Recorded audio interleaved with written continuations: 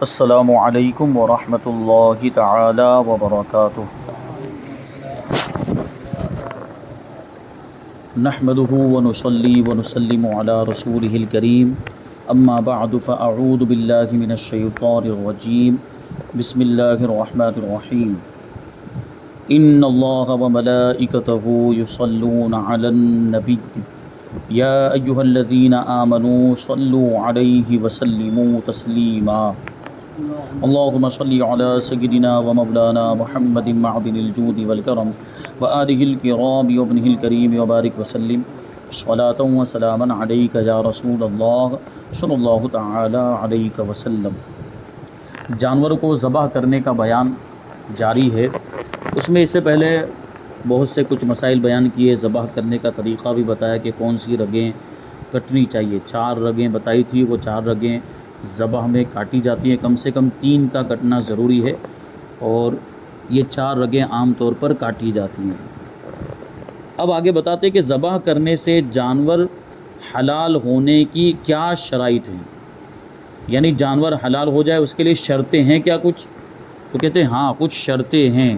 جانور ذبح تو کر رہا ہے لیکن اس کے باوجود کبھی ایسا ہوتا ہے کہ وہ ذبح کرنے شرعی طور پر ذبح، یعنی جس طرح وہ رگیں کاٹنا ہے، جو ابھی ذبح کرنے کا مطلب سمجھا کہ رگیں کاٹ دی گئی پھر بھی کبھی کبھی حلال نہیں ہو پاتا، جیسے مثال کے طور پر بسم اللہ اللہ اکبر بولا ہی نہیں جان بوجھ کر، تو وہ حلال ہی نہیں ہوگا جانور۔ تو اس کی کچھ شرطیں ہیں، اسی کو بیان کرتے ہیں۔ پہلی شرط یہ کہ ذبح کرنے والا عاقل ہو، عقل مند ہو، اس کی عقل سلامت ہو، سمجھدار ہو۔ تو مجنون یا اتنا چھوٹا بچہ جو بے عقل ہو ان کا ذبیحہ جائز نہیں، یعنی پاگل اگر کسی جانور کو ذبح کرتا ہے تو وہ حلال نہیں ہوگا۔ اسی طریقے سے اگر اتنا چھوٹا بچہ ہے جو بالکل بھی سمجھ نہیں رکھتا کہ ذبح کرنا کیا ہوتا ہے، اس کو طریقہ بھی نہیں جانتا، عقل نہیں ہے، تو اس کا بھی ذبیحہ حلال نہیں۔ اور اگر چھوٹا بچہ ہے وہ ذبح کو سمجھتا ہو اور اس پر قدرت رکھتا ہو تو اس کا ذبیحہ حلال ہے۔ یہ بسا اوقات ایسے ہوتے ہیں کہ بچے نابالغ ہیں لیکن اتنی ہوشیاری آ جاتی ہے، اتنی سمجھ آ جاتی ہے کہ جانور کو ذبح کرنے کا وہ طریقہ سیکھ لیتے ہیں۔ اور کیسے؟ خاص طور پر جو قریشی ہوتے ہیں ان کے بچے، قصاب کے جو بچے ہوتے ہیں، کیونکہ وہ تو اپنے باپ کو یہی کام کرتے ہوئے دیکھتے رہتے ہیں، تو وہ خود بہت جلد سیکھ جاتے ہیں۔ چھوٹی عمر میں 7-8 سال کی عمر میں وہ خود ذبح کرنے لگ جاتے ہیں۔ تو اگر ایسی سمجھداری آ گئی ہے اور وہ ذبح کر رہے ہیں دوسرے شرائط کی رعایت کے ساتھ تو ان کا ذبیحہ حلال ہے۔ نمبر 2، ذبح کرنے والا مسلم ہو یا کتابی ہو، یعنی کافر اگر جانور کو ذبح کرتا ہے یا مرتد جانور کو ذبح کرتا ہے تو وہ ذبیحہ حلال ہوگا ہی نہیں، چاہے وہ 1000 مرتبہ بسم اللہ بول کے یا اللہ اکبر بول کے ذبح کرے۔ تو اسی طریقے سے وہ بد مذہب جس کی بد مذہبی اور بد عقیدگی حد کفر تک پہنچ چکی ہے، یعنی وہ کافر ہو چکا ہے، مرتد ہو چکا، وہ بھی اگر جانور کو ذبح کرتا ہے تو اس کا ذبیحہ حلال نہیں ہے۔ یہ ہمارے آج کل کے نوجوان کہیں بھی جا کر کچھ بھی کھانے لگ جاتے ہیں، کسی کی بھی دکان میں، کسی کے بھی ہوٹل میں، وہ وہابیوں کے ہوٹل میں بھی چلے جاتے ہیں، جماعتیوں کی ہوٹل میں بھی چلے جاتے ہیں، اور خدا نہ خواستہ اگر وہ ذبح کرنے والا ایسا ہے کہ جس کا عقیدہ خراب ہے اور کفری عقیدہ رکھتا ہے، وہ جانور کو ذبح کر رہا ہے تو اس کا ذبیحہ حلال ہی نہیں ہے، ہم اس کی ہوٹل میں کھا رہے ہیں، حرام گوشت کھا رہے ہیں، اس بات کی کوئی احتیاط نہیں کی جاتی۔ تو اس طرح کے معاملات ہمارے سامنے ہیں۔ نمبر 3، اللہ تعالیٰ کے نام کے ساتھ ذبح کیا گیا ہو، اللہ کا نام لے کر ذبح کیا ہو۔ ذبح کرنے کے وقت اللہ تعالیٰ کے ناموں میں سے کوئی بھی نام ذکر کر لے، یعنی لفظ اللہ بولنا ضروری نہیں ہے یا بسم اللہ ہی بولنا ضروری نہیں، اللہ کے ناموں میں سے کوئی دوسرا نام بھی لے لیا اور پھر ذبح کیا تو جانور حلال ہو جائے گا۔ یہی ضروری نہیں ہے کہ لفظ اللہ ہی زبان سے کہے، تنہا نام ہی ذکر کرے یا نام کے ساتھ کوئی صفت بھی ذکر کرے، اللہ کی صفات میں سے کوئی صفت بھی ذکر کرے، دونوں صورتوں میں جانور حلال ہو جاتا ہے۔ جیسے اللہ اکبر، اللہ اعظم، اللہ اجل، اللہ الرحمن، اللہ الرحیم، یا صرف الرحمن یا الرحیم کہے۔ اسی طرح سبحان اللہ یا الحمدللہ یا لا الہ الا اللہ پڑھنے سے بھی جانور حلال ہو جائے گا، کیونکہ ان میں بھی اللہ کا نام آ گیا یا اللہ کی صفت بھی آ گئی، اللہ کے ناموں میں سے کوئی بھی نام بھی لے لیتے ہیں تو وہ ہو جائے گا۔ بہتر طریقہ کیا ہے کہ بسم اللہ ہی اللہ اکبر کہہ کر ذبح کرے۔ اللہ تعالیٰ کا نام اگر عربی کے سوا دوسری زبان میں لیا جب بھی حلال ہو جائے گا۔ دوسری کوئی زبان میں اللہ کے لیے وہ لفظ استعمال کیا جاتا ہو جو اللہ کی شان کے لائق ہو اور اس سے مراد اللہ تعالیٰ کی ذات ہو، اور دوسرا کوئی اس سے مراد نہ لیا جا سکتا ہو، جیسے خدا بولا جاتا ہے، جیسے خدا بولا جاتا ہے فارسی کا لفظ ہے، لیکن یہ اللہ تعالیٰ کے لیے ہی بولا جاتا ہے خدا. تو یہ لفظ بول کر بھی اگر کوئی ذبح کرتا ہے، خدا کے نام پر ذبح کرتا ہوں اس طرح جو ہے کہ تب بھی وہ حلال ہو جائے گا. نمبر 4، خود ذبح کرنے والا اللہ تعالیٰ کا نام اپنی زبان سے کہے. اگر یہ ذبح کرنے والا خود خاموش رہا، دوسروں نے اللہ کا نام لیا اور اسے یاد بھی تھا، بھولا نہیں تھا، تو جانور حرام. بسا اوقات ایسا خاص طور پر بقرعید کے موقع پر کیا ہوتا ہے کہ وہ سب دعا پڑھنے لگ جاتے ہیں. جب اس کو ذبح کرنے کے لیے جانور کو لٹاتے ہیں تو سب زور زور سے اللہ اکبر اللہ اکبر لا الہ وہ سب پڑھنا شروع کر دیتے ہیں. تو اس میں وہ جو جانور ذبح کرنے والا اس کو بھی پڑھنا ضروری ہے. وہ خاموش ہے. اور بسا اوقات ہم لوگ دیکھتے ہیں کہ وہ جو کسائی جس کو بلایا گیا ہوتا ہے وہ اپنا گٹکا کھا رہا ہوتا ہے یا وہ پان کھا رہا ہوتا ہے. اب پتہ بھی نہیں چل رہا ہے کہ اس نے پڑھا ہے کہ نہیں پڑھا. اگر اس نے جان بوجھ کر اللہ اکبر یا اللہ کا نام لینا چھوڑ دیا تو جانور حلال ہی نہیں ہوگا، کیونکہ اس کے پڑھنے کا اعتبار جو ذبح کرے گا، جو ہاتھ میں چھری لے کر جو یہ کام یہ عمل کرے گا اس کو پڑھنا لازم ہے. آس پاس والے 1000 مرتبہ پڑھتے رہیں، وہ تھوڑی ذبح کر رہے ہیں. جو ذبح کر رہا ہے اس کے لیے لازم ہے کہ وہ اپنی زبان سے اللہ کا نام لے. تو گٹکا کھا رہا ہے اور اس نے اللہ کا نام نہیں لیا تو جانور حلال نہیں ہوگا. تو اس کو تاکید کی جائے بھائی تو پہلے تیرا پان تھوک دے یا جو بھی تو نے کھایا ہوا ہے گٹکا وغیرہ. بھائی جانور کے حلال حرام ہونے کا مسئلہ ہے. بھائی اگر حلال نہیں ہو پائے تو کیا ہم حرام گوشت کھائیں گے؟ اور پھر قربانی بھی نہیں ہوگی. اگر اللہ کا نام نہیں لیا قربانی میں خاص طور پر یہ چیز ہوگی کہ اگر جانور حلال نہیں ہوا یعنی ذبیحہ حلال نہیں تو پھر قربانی بھی نہیں. تو یہ مسائل ہوں گے. تو وہ خود اپنی زبان سے کہے. نمبر 5، نام الہی لینے سے ذبح پر نام لینا ہی مقصود ہو اور اگر کسی دوسرے مقصد کے لیے بسم اللہ پڑھی اور ساتھ ہی ذبح کر دیا اور اس پر بسم اللہ پڑھنا مقصود نہیں ہے تو جانور حلال نہ ہوا. مثلا چھینک آئی اور چھینک آنے پر الحمدللہ کہا، کیونکہ چھینک آنے پر کیا حکم ہے؟ الحمدللہ کہا جائے. اور جانور کو اسی کے ساتھ میں ذبح کر دیا، اس پر نام الہی ذکر کرنا مقصود نہیں تھا بلکہ چھینک آنے پر الحمدللہ کہنا مقصود تھا تو جانور حلال نہیں ہوا. کیونکہ وہ اسی نیت کے ساتھ جانور ذبح کرنے کی نیت کے ساتھ ہی اللہ کا نام لینا ضروری ہے. کسی اور نیت سے کسی اور ارادے سے اللہ کا نام لیا اور پھر اس میں جانور ذبح کر دیا، جیسے چھینک آئی تو چھینک پر جو الحمدللہ کہا جاتا ہے اس ارادے سے اس نے الحمدللہ کہا تھا، جانور ذبح کرنے کے ارادے سے الحمدللہ نہیں کہا تھا. تو اس الحمدللہ سے وہ جانور ذبح کیا ہوا حلال نہیں ہوگا. نمبر 6، ذبح کے وقت غیر خدا کا نام نہ لیا جائے. اللہ کے نام پر ذبح کرتا ہوں بسم اللہ اللہ اکبر، یہ ہونا چاہیے. غیر خدا کا نام نہیں ہونا چاہیے، کسی دوسرے کا نام نہیں لینا چاہیے. اب یہاں پر سوال یہ پیدا ہو جاتا ہے کہ ہم بسا اوقات اللہ کے ولیوں کے نام پر قربانی کرتے ہیں، غوث پاک کے نام پر قربانی کرتے ہیں، غریب نواز کے نام پر قربانی کرتے ہیں، تو یہ غیر اللہ نہیں ہے کیا؟ یہ خدا کے علاوہ نہیں ہے؟ تو جانور حرام ہو جانا چاہیے. تو اس کا سیدھا سادہ جواب یہ ہے کہ ہم ان کے نام پر قربانی کرتے ہیں، لیکن جب جانور ذبح کرتے تو ان کا نام لے کر تھوڑی ذبح کرتے، غوث پاک کے نام پر یا جو ہے کہ غریب نواز کے نام، یہ نہیں کہتے ہیں. جب ذبح کرتے تب تو بسم اللہ اللہ اکبر ہی بولا جاتا ہے. اور غوث پاک کے نام پر ہونے کا مطلب یا غریب نواز کے نام پر ہونے کا یہ مطلب ہوتا ہے کہ جانور جو ہم نے ذبح کیا اللہ کے نام پر ہی ذبح کیا، اللہ کے لیے ہی ذبح کیا ہے، لیکن اس کا جو ثواب ہے وہ ہم غریب نواز کو پہنچاتے ہیں یا غوث پاک کو پہنچاتے ہیں. ہمارا مطلب یہ ہوتا ہے، یہ ایصال ثواب کے لیے ہوتا ہے. ٹھیک ہے. اور غیر خدا کا یہاں پر جو فرمان ہے غیر خدا کا نام نہ لیا ہو کا مطلب یہ کہ غیر خدا کا نام لے کر ذبح کر رہا ہو، کسی اور کا نام لے کر، جیسے مطلب کسی انسان کا نام لے کر یہ خالد کے نام پر ذبح کرتا ہوں، بکر کے نام پر ذبح کرتا ہوں، زید کے نام پر، وہ جانور حلال نہیں ہوگا. نمبر 7، جس جانور کو ذبح کیا جائے وہ وقت ذبح زندہ ہو اگرچہ اس کی حیات کا تھوڑا ہی حصہ باقی رہ گیا ہو، یعنی اس کی زندگی کا تھوڑا ہی حصہ باقی، آخری لمحات چلنے اور ذبح کر دیا تو جانور حلال ہو جائے گا.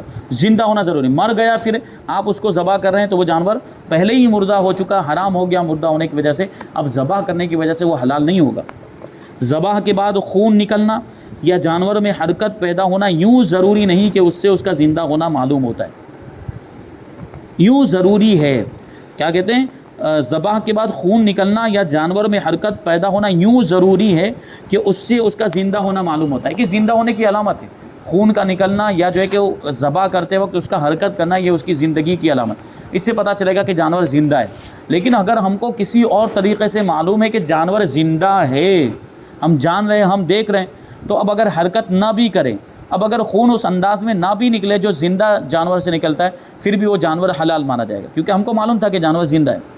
جیسے کبھی مثال کے طور پر بیمار ہے اور ایسا بیمار ہو گیا کہ اب بالکل حرکت نہیں کر رہا ہے، لیکن زندہ ہمیں نظر آ رہا ہے، وہ جانور زندہ ہے، ہم جان بھی رہے ہیں، دوسری علامتوں کے ذریعے سے ہمیں پتہ، جیسے سانس لے رہا ہے، سانس اس کی وہ جو ہے پھیپھڑے پھول رہے ہیں سانس کی وجہ سے، تو اس سے پتہ چلے گا کہ وہ زندہ ہے۔ تو اب ہم ذبح کریں گے تو بیماری کی وجہ سے ہو سکتا ہے وہ حرکت نہ کرے، لیکن پھر بھی وہ حلال ہو جائے گا۔ اور خون ہو سکتا ہے، بسا اوقات کبھی ایسا کوئی بیماری ہو گئی کہ وہ خون اندر جم گیا، یا جو ہے کہ اس میں خون اس کے بدن میں اتنا کم ہو گیا کہ اب وہ اس انداز میں نہیں نکلتا جو زندہ جانور کے جسم سے نکلتا ہے، لیکن وہ تھا جانور زندہ تھا جب اس کو ذبح کر رہے تھے، تو جانور حلال ہو جائے گا۔ اس لیے کہہ رہے ہیں کہ یہ عام طور پر خون کا نکلنا اور حرکت کرنا کی زندگی کی علامت، اس کے زندہ ہونے کی علامت ہوتی ہے، تو اس اعتبار سے یہ ضروری ہے، خون کا نکلنا اور اس کا حرکت کرنا۔ بکری ذبح کی اور خون نکلا مگر اس میں حرکت پیدا نہ ہوئی تو کیا حکم ہے؟ جواب دیتے ہیں بکری ذبح کی اور خون تو نکلا مگر اس میں حرکت پیدا نہ ہوئی، اگر وہ ایسا خون ہے جیسے زندہ جانور میں ہوتا ہے تو وہ حلال ہے۔ جو خون نکلا ہے وہ اس انداز میں نکلا ہے جیسے زندہ جانور سے نکلتا ہے تو وہ حلال، یعنی بکری کو زندہ مانا جائے گا اور وہ اس طرح حلال ہو جائے گی۔ بیمار بکری ذبح کی، صرف اس کے منہ کو حرکت ہوئی تو کیا حکم ہے؟ اس کا منہ ہلا، باقی کا جسم میں حرکت نہیں ہوئی تو اس کا کیا حکم ہے؟ جواب دیتے ہیں کہ بیمار بکری ذبح کی، صرف اس کے منہ کو حرکت ہوئی، اور اگر وہ حرکت یہ ہے کہ منہ کھول دیا تو پھر وہ حرام ہے، اور منہ بند کر لیا تو حلال ہے، کیونکہ عام طور پر ذبح کرتے وقت وہ اپنے دانتوں کو بھینچتی ہے، یعنی منہ بند کرتی ہے، بکری ہے یا بکرا ہے تو بند کیا ہوگا اگر، تو اس کا مطلب یہ کہ وہ ذبح کرتے وقت زندہ تھی، اور ذبح کرتے وقت منہ کو کھول دیا، اس کا مطلب اس سے پہلے ہی وہ مر چکی تھی، اور مر چکی تھی تو وہ حرام ہے، اور آنکھیں کھول دی تو حرام ہے، اور بند کر لی تو حلال ہے، اور پاؤں پھیلا دیے تو حرام ہے، اور سمیٹ لیے تو حلال ہے، اور بال کھڑے نہ ہوئے تو حرام، اور بال کھڑے ہو گئے تو حلال ہے۔ یعنی اگر صحیح طور پر اس کے زندہ ہونے کا علم نہ ہو تو ان علامتوں سے کام لیا جائے گا۔ یعنی ابھی جیسے وہ بکری ہمارے سامنے پڑی ہوئی ہے، اب ہم نہیں جان رہے ہیں کہ وہ زندہ ہے کہ یا مردہ، ہمارے پاس اتنی مہارت نہیں ہے کہ کسی اور ذریعے سے ہم معلوم کر سکیں، تو ذبح کرنے کے بعد یہ چیزیں دیکھی جائے گی، منہ کھلا رہا کہ منہ بند ہو گیا، یا جو ہے کہ آنکھیں کھولی ہے یا آنکھیں بند کر لی ہیں، یا پاؤں کو پھیلا دیا یا پاؤں کو سمیٹ لیا، تو ان کے ذریعے سے معلوم ہوگا کہ وہ زندہ تھی یا زندہ نہیں تھی، اور کس صورت میں حلال ہوگی کس صورت میں حرام ہوگی، یہ اوپر تفصیل بیان کر دی۔ کہتے ہیں کہ زندہ ہونے کا علم نہ ہو تو ان علامتوں سے کام لیا جائے، لیکن اگر زندہ ہونا یقیناً معلوم ہو تو ان چیزوں کا خیال نہیں کیا جائے گا، پھر اگرچہ آنکھیں کھلی رکھ رہی یا آنکھیں بند کر دے رہی ہے یا پاؤں پھیلا رہی یا پاؤں کو سمیٹ رہی ہے، اس کا کوئی اعتبار نہیں ہوگا۔ ہم کو جب یقین کے ساتھ معلوم ہے کہ وہ زندہ ہے تو وہ حلال ہو جائے گی اور اس کا کھانا بھی جائز ہے۔ اب بہت اہم سوال ہے کہ کس چیز سے ذبح کر سکتے ہیں اور کس سے نہیں، یعنی جو چیز، جو اوزار، جو ہتھیار وغیرہ جو بھی ہم اس کو ذبح کرنے کے لیے استعمال کریں گے وہ کیسا ہونا چاہیے اور کیسا نہیں ہونا چاہیے، بہت اہم سوال ہے۔ کہتے ہیں کہ ذبح ہر اس چیز سے کر سکتے ہیں جو رگیں کاٹ دے، یعنی ہر وہ چیز جس میں کاٹنے کی صلاحیت، جیسے چھری ہوتی ہے یا چاقو ہوتا ہے تو اس میں کاٹنے کی صلاحیت ہوتی ہے، تو اس سے تو کاٹا ہی جا سکتا ہے، جبکہ اس کو بھی خوب تیز کر لیا گیا ہو، اور خون بہا دے، یعنی ایسی چیز ہے کہ جو رگیں کاٹ دے اور خون بہا دے، اور یہ ضرور نہیں کہ چھری ہی سے ذبح کریں بلکہ کھچی یعنی بانس کا چرا ہوا ٹکڑا، کہ بانس کو کاٹتے ہیں اس انداز سے کاٹتے ہیں کہ اس میں بھی دھار بن جاتی ہے، تو بانس کو اس انداز میں کاٹا گیا کہ اس میں دھار بن گئی، اب اس دھار سے بھی اگر جانور کو ذبح کریں گے تو رگیں کٹ جائیں گے، اگر اس کی دھار اس انداز میں بن گئی ہے اور رگیں بھی کٹ جائیں گی اور خون بھی بہہ جائے گا، تو اس سے بھی اگر ذبح کیا ہے بانس کے کاٹے ہوئے ٹکڑے سے، چیرے ہوئے ٹکڑے سے، کہ اس انداز میں اس کو چیرا گیا ہے کہ اس میں دھار بن گئی ہے، تو اس سے بھی ذبح کرنا جائز ہے۔ اور دھار دار پتھر سے بھی ذبح ہو سکتا ہے، پتھر کو بھی اس انداز سے جو ہے کہ اس کو پالش کر دیا جاتا ہے، کبھی اس کو رندہ لگا دیا جاتا ہے اور اس کو جو ہے کہ اس انداز میں بنا دیا جاتا ہے کہ اس میں بھی دھار بن جاتی ہے، اور اب پتھر سے بھی اگر کوئی چیز کاٹنا چاہے تو وہ کٹ جاتی ہے، تو یہ ذبح کرنا اسے بھی جائز ہو جائے گا۔ صرف ناخن اور دانت سے ذبح نہیں کر سکتے، جبکہ یہ اپنی جگہ پر قائم، ناخن ابھی انگلی میں لگا ہوا اور اس سے ذبح یہ تو ہو بھی نہیں پائے گا، مشکل ہے۔ مان لیجیے کہ کسی کے بڑے بڑے ناخن اور اس سے ذبح کرنا چاہے تو وہ نہیں کر سکتا، اور اگر ناخن کو کاٹ کر جدا کر لیا ہو یا دانت کو علیحدہ کر لیا ہو تو اس سے اگرچہ ذبح ہو جائے گا مگر پھر بھی اس کی ممانعت ہے، یعنی یہ منع ہے، دانت سے اور ناخن سے ذبح کرنا منع ہے کہ جانور کو اس سے اذیت ہوگی، یعنی اس سے زیادہ تکلیف پہنچے گی۔ تو اسی طرح کند چھری سے بھی ذبح کرنا مکروہ، یعنی وہ چھری جس کی دھار ختم ہو گئی، جس اپنی زبان میں کیا کہتے ہیں بٹھی ہو گئی ہو، تو اس چھری سے ذبح کریں گے تو یہ مکروہ ہے. یعنی ہر وہ چیز ذبح کرتے وقت مکروہ ہے جس چیز کی وجہ سے، جس کام کی وجہ سے جانور کو زیادہ تکلیف ہو. تو اگر چھری تیز ہے تو جانور کو زیادہ تکلیف نہیں ہوگی، جلدی سے ذبح ہو جائے گا. لیکن چھری اگر کند ہے اور اس سے ذبح کریں گے تو اس سے زیادہ تکلیف ہوگی، جلدی اس کا گلا کٹے گا نہیں. تو ہر وہ چیز جس سے جانور کو زیادہ تکلیف ہو اس کو مکروہ فرمایا گیا. جانور کو لٹانے کے بعد چھری تیز کرنا کیسا ہے؟ بہتر اور مستحب تو یہ ہے کہ جانور کو لٹانے سے پہلے ہی چھری کو تیز کر لیں، کیونکہ جانور کو لٹا دیا اب چھری تیز کر رہا ہے اپنا، تو اس میں وہ وقت جا رہا ہے، انتظار کرنا پڑ رہا ہے. اور جانور لٹا ہوا ہے وہ تکلیف میں ہے، لٹانے کے بعد کیا اس کو پکڑنا پڑتا ہے، اس پر پاؤں رکھنا پڑتا ہے، اس کو 2-3 لوگ مل کر اس کو باندھ بھی دیتے ہیں بسا اوقات، تو اس کی وجہ سے وہ تکلیف میں ہوتا ہے. تو اگر وہ لیٹ کریں گے تو اس کی تکلیف بڑھتی جائے گی، اور ہو سکتا ہے وہ چھری کو دیکھ بھی رہا ہو جانور، اور اس کو پھر اس چیز کا اندازہ ہو جاتا ہے کہ اب مجھے ذبح کیا جائے گا، تو اس تکلیف کا احساس اور زیادہ بڑھے گا. تو چھری کو پہلے ہی سے تیز کر لینا چاہیے. اور لٹانے کے بعد اگر چھری کو تیز کیا ہے تو یہ مکروہ ہے. آگے فرماتے جانور کو مذبح کی طرف گھسیٹتے ہوئے لے جانے کا کیا حکم ہے؟ مذبح کا مطلب کیا؟ جہاں پر اس کو ذبح کیا جانا ہے، وہ جگہ جہاں پر جانور کو ذبح کرنا ہے. دیکھیں مان لیجیے مثال کے طور پر اس کو کہیں باندھا ہوا، جیسے باڑے میں کہیں پر اس کو باندھا ہوا ہے، وہاں سے لے کر ہم اس کو جائیں گے وہاں اس جگہ پر جہاں اس کو ہمیں ذبح کرنا ہے وہ کوئی دوسری جگہ ہے، ٹھیک ہے. تو اب گھسیٹ کر لے جائیں اگر اس انداز میں کہ پاؤں باندھ دیے ہیں، رسی باندھ دی، گلے میں رسی باندھ دی، اس کو کھینچ کر لے جا رہے ہیں، وہ گھسیٹتے ہوئے لے جا رہے ہیں، تو ہمیں بات سمجھ میں آ رہی ہے کہ ایسا نہیں کرنا چاہیے. جواب: جانور کو پاؤں پکڑ کر گھسیٹتے ہوئے مذبح کو لے جانا، یعنی جہاں پر ذبح کرنا ہے اس جگہ پر لے جانا، یہ مکروہ ہے کیونکہ اس سے اس کو تکلیف ہوگی. تو ابھی بار بار یہ چیز بیان کی جا رہی ہے کہ ہر وہ چیز جس سے جانور کو زیادہ تکلیف ہو، اضافی تکلیف ہو، وہ مکروہ ہے. اب آگے کہتے ہیں ذبح کرتے ہوئے چھری حرام مغز تک پہنچ جائے یا سر کٹ کر جدا ہو جائے تو کیا حکم ہے؟ حرام مغز تک پہنچ جائے کہ یہ یہاں جو آخر میں جو بالکل پیچھے کی طرف گردن کی طرف ایک رگ ہوتی ہے اس میں حرام مغز ہوتا ہے. ابھی یہاں سے گلے کی طرف سے آپ کاٹنا شروع کریں گے تو 1 رگ کٹی، 2 کٹی، 3 کٹی، 4 کٹی، اور کاٹتے چلے گئے یہاں تک کہ بالکل آخر تک یہ حرام مغز جہاں پر ہوتا ہے وہاں تک کاٹ دیا، یا یہ کہ بالکل ایسا کاٹ دیا کہ بالکل گردن ہی الگ کر دی، گردن جدا کر دی، تو اب وہ جانور حلال ہوگا کہ نہیں ہوگا؟ کیونکہ ابھی تک تو ہم سن رہے کہ 4 رگیں کاٹنی ہیں، اس نے 4 سے بھی زیادہ کاٹ دی، اور جو جس رگ میں یا جہاں پر حرام مغز ہوتا ہے اس کو بھی کاٹ دیا، وہاں تک چھری پہنچ گئی یا گردن ہی جدا کر دی. تو جواب دیتے ہیں کہ اس طرح ذبح کرنا کہ چھری حرام مغز تک پہنچ جائے یا سر کٹ کے جدا ہو جائے یہ مکروہ ہے، یعنی اس سے جانور کو زیادہ تکلیف ہوگی، مگر وہ ذبیحہ کھایا جائے گا، اس کے باوجود وہ جانور حلال ہے. یعنی کراہت اس فعل میں ہے نہ کہ ذبیحے میں. ایسا کرنا مکروہ ہے، ایسا کرنا نہیں چاہیے کہ یہاں تک کاٹ دیا یا جو ہے کہ سر کو بالکل جدا کر دیا، یہ نہیں کرنا چاہیے، ورنہ ذبیحہ تو حلال ہو جائے گا. عام لوگوں میں یہ مشہور ہے کہ ذبح کرنے میں اگر سر جدا ہو جائے تو اس سر کا کھانا مکروہ ہے. یہ کتب فقہ میں نظر سے نہیں گزرا، یہ بہار شریعت کی عبارت. بہار شریعت میں حضور صدر الشریعہ فرماتے ہیں کہ عام لوگ کہتے ہیں کہ ذبح کرنے میں اگر سر جدا ہو جائے تو پھر سر نہیں کھا سکتے، دھڑ کھا سکتے ہیں. تو کہتے ہیں کہ کتب فقہ میں یعنی مسائل کی جو کتابیں ہیں اس میں کہیں میں نے اس کو پڑھا نہیں ہے، کہیں میری نظر سے نہیں گزرا.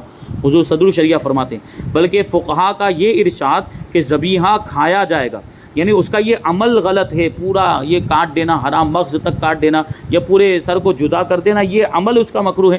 ذبیحہ حلال ہے یعنی جانور کھایا جائے گا، تو اس سے یہی ثابت ہوتا ہے کہ سر بھی کھایا جائے گا. یعنی جب ذبیحہ حلال ہے تو ذبیحے میں سر بھی آ گیا، یعنی سر بھی کھانے کی اجازت، سر کھانا چاہیں تو وہ بھی کھا سکتے ہیں. ایک اور مسئلہ شامل کرتے ہیں کہ دوران ذبح جانور کو بلا فائدہ تکلیف پہنچانا کیسا؟ بغیر کسی ضرورت کے، بغیر کسی حاجت کے، بغیر کسی مجبوری کے جانور کو زیادہ تکلیف پہنچا رہے، اضافی تکلیف. وہی بات جو ابھی ہم نے سنی، کہتے ہیں کہ ہر وہ فعل جس سے جانور کو بلا فائدہ تکلیف پہنچے وہ مکروہ ہے. مثلا جانور میں ابھی حیات باقی ہے، یعنی ابھی زندگی باقی ہے، ذبح ہونے کے بعد تھوڑی دیر تک وہ تڑپتا رہتا ہے، زندگی اس میں باقی رہتی ہے. وہی کہہ رہے ہیں کہ جانور میں ابھی حیات باقی ہو، ٹھنڈا ہونے سے پہلے اس کی کھال اتارنے لگ گئے تو اس سے زیادہ تکلیف ہوگی کہ ابھی وہ پورے طور پر مرا نہیں ہے، پورے طور پر وہ ابھی تک دیکھیے وہ جان اس میں سے نکلی نہیں ہے، تو ابھی سے اس کی کھال اتارنا شروع کر دینا، اس کے اعضاء کو کاٹنا شروع کر دینا، یا ذبح سے پہلے اس کے سر کو کھینچنا کہ رگیں ظاہر ہو جائیں، اس طرح سر کو کھینچتے کہ یہاں کی رگیں ظاہر ہونے لگ جائیں، یا گردن کو توڑنا، مروڑ دیتے ہیں بعض لوگ، گردن کو توڑ دیتے ہیں، یوں ہی جانور کو گردن کی طرف سے ذبح کرنا مکروہ، گردن یہ والا حصہ اس کو گلا کہتے ہیں، یہ والا حصہ گردن، تو کہاں سے ذبح کہاں سے کرتے ہیں؟ گلے کی طرف سے ذبح کرتے ہیں، گردن کی طرف سے عام طور پر ذبح نہیں کرتے، اور کوئی یہاں سے ذبح کرنا شروع کر دے تو یہ مکروہ، کیونکہ اس سے زیادہ تکلیف ہوگی، بلکہ اس کی بعض صورتوں میں جانور حرام ہو جائے گا، یعنی گردن کی طرف سے ذبح کرنے میں جانور حرام بھی ہو سکتا ہے۔ تو یہ سب احتیاطیں ہیں، یہ سب کام نہیں کرنے چاہیے۔ ابھی اس باب میں اور دوسرے مسائل باقی ہیں، انشاءاللہ ان کو آئندہ درس میں شامل کیا جائے گا۔ اللہ تبارک و تعالیٰ کی بارگاہ میں دعا ہے کہ جو کچھ بھی بیان ہوا اس پر ہم سب کو عمل کرنے کی توفیق عطا فرمائے۔ وما علینا الا البلاغ۔ السلام علیکم۔